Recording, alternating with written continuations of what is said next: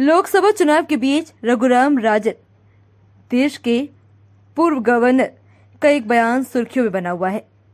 उन्होंने देश की बेरोजगारी पर बात कही, जिसे लोग खूब सुन रहे हैं।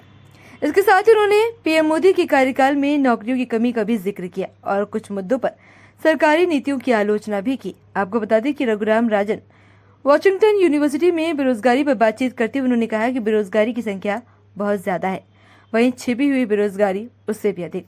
श्रम शक्ति की भागीदारी कम है। महिला श्रम शक्ति की भागीदारी वास्तव में खतरनाक रूप से कम है। इसके बारे में सबको पता है और मुझे विस्तार से बताने की जरूरत नहीं है।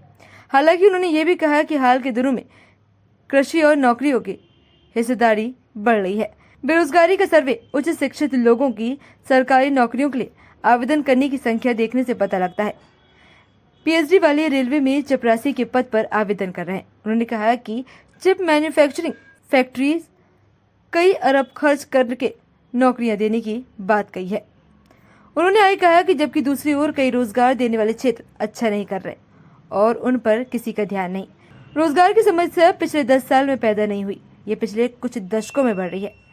मैं ये नहीं कह रहा हूँ कि मुझे उद्योग के लिए सब्सिडी की पेशकश करने की आवश्यकता है, लेकिन हमें ये पता लगाना चाहिए कि क्या गलत हो रहा है और हमें कोशिश करनी चाहिए कि इसमें सुधार हो। उन्होंने कहा कि भारतीय युवा भारत में खुश नहीं है, विदेश में अपना बिजनेस स्टैब्लिश करना चाहते हैं।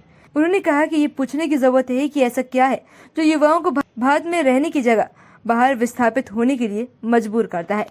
उन्होंने कहा कि मुझे लगता है कि भारतीय युवा की मानसिकता क्रिकेटर विराट कोहली जैसी है।